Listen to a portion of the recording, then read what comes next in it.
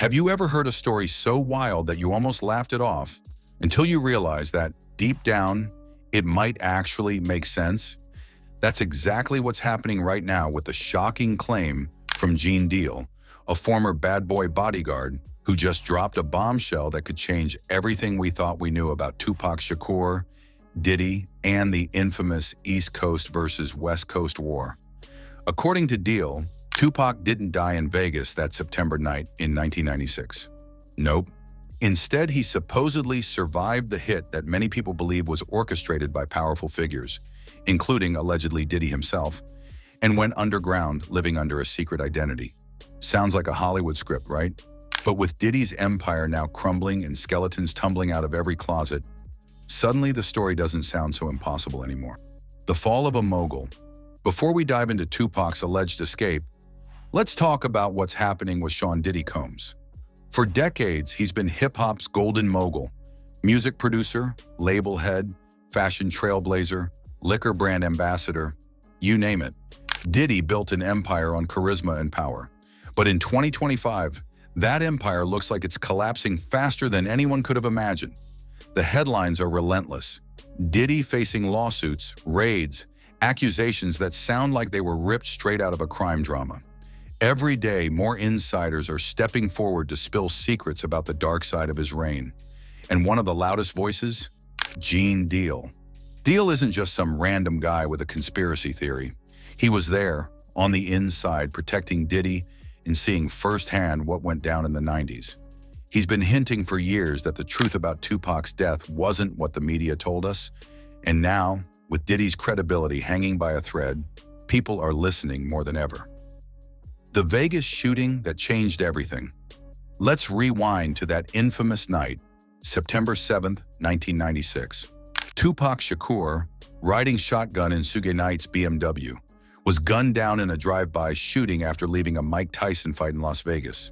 He was rushed to the hospital, fought for 6 days, and then was pronounced dead on September 13th. The world mourned. The West Coast cried, hip-hop changed forever. But here's the thing. From day one, the circumstances never added up. Witnesses gave conflicting reports. Police didn't handle the case with the urgency you'd expect for one of the biggest rappers in the world. And then there were the bizarre post-death details.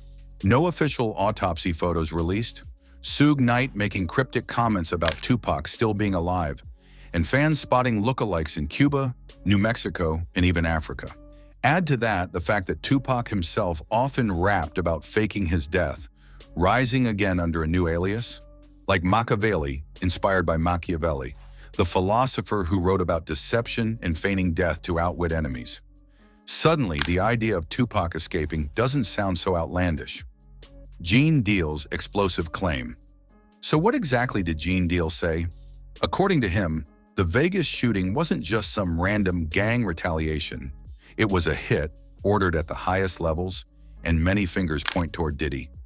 Deal has publicly claimed that Diddy put out a bounty on Tupac and Suge Knight back in the day. In his words, Diddy was terrified of Tupac's growing influence, the way he was uniting artists, and the possibility that he might overshadow Bad Boy's entire roster.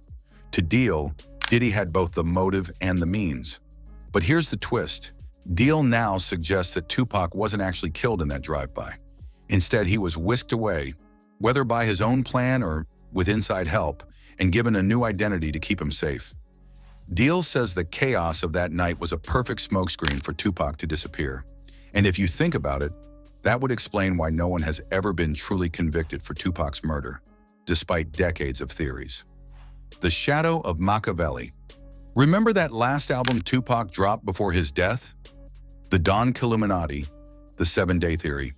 He released it under the name Makaveli, and the cover showed him crucified like Jesus, hinting at death, sacrifice, and resurrection. Fans have dissected that album for decades, pointing out the cryptic lyrics and imagery.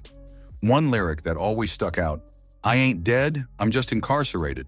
Another, "Expect me, like you expect Jesus to come back." At the time, people thought Tupac was just being metaphorical, but what if it was more literal than we realized?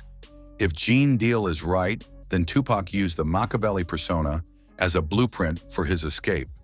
He died in 1996, but lived on under a new name, watching the chaos from the sidelines while hip-hop became the global force it is today.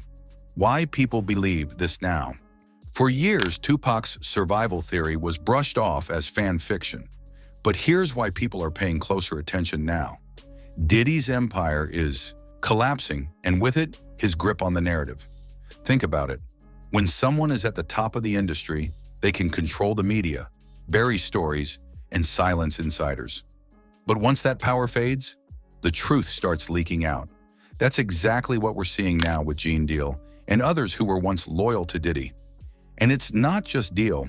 Former death row associates, street insiders, and even Suge Knight himself, from behind bars, have made comments hinting that Tupac's fate isn't what we were told. Suge once laughed in an interview asking, "How can you kill somebody who ain't dead?" At the time, people thought he was trolling. Now, it feels like foreshadowing. What if Tupac really did escape? Let's play this out for a second. If Tupac really did survive, where would he go? Some theories suggest Cuba, since his aunt Assata Shakur fled there decades ago and found asylum. Others think he laid low in Africa, blending in with communities that didn't question his presence. A few even believe he's been living in the US under a completely new name, quietly enjoying life away from the spotlight. Imagine Tupac watching the rise of social media, streaming, and today's rap stars. Imagine him seeing the empire Diddy built, and now watching it fall apart in flames. If he's out there, somewhere, what must he be thinking as all these secrets finally come to light? Why this matters today? At the end of the day, the question isn't just whether Tupac is alive. It's about the web of power, corruption, and manipulation that's finally unraveling in hip-hop. Diddy's downfall has opened the floodgates. Every day, more insiders step up with stories about shady deals, intimidation, and cover-ups. The Tupac mystery is just one piece of a much bigger puzzle. If the truth about his death or survival ever comes out, it won't just rewrite hip-hop history. It will expose the dark underbelly of an industry that has always thrived on secrecy. So here we are, nearly 3 decades after Tupac's death, still asking the same question. Did he really die in Vegas? Or did he outsmart everyone and live on as Makaveli, hidden from the chaos? Gene Deal seems to believe the latter. And with Diddy's empire finally crumbling, maybe, just maybe, the truth is closer to the surface than ever before. One thing's for sure, this story isn't over. Subscribe now to stay in the loop. Because if Tupac really did survive, and the truth finally comes out, you're going to want to be the first to hear it.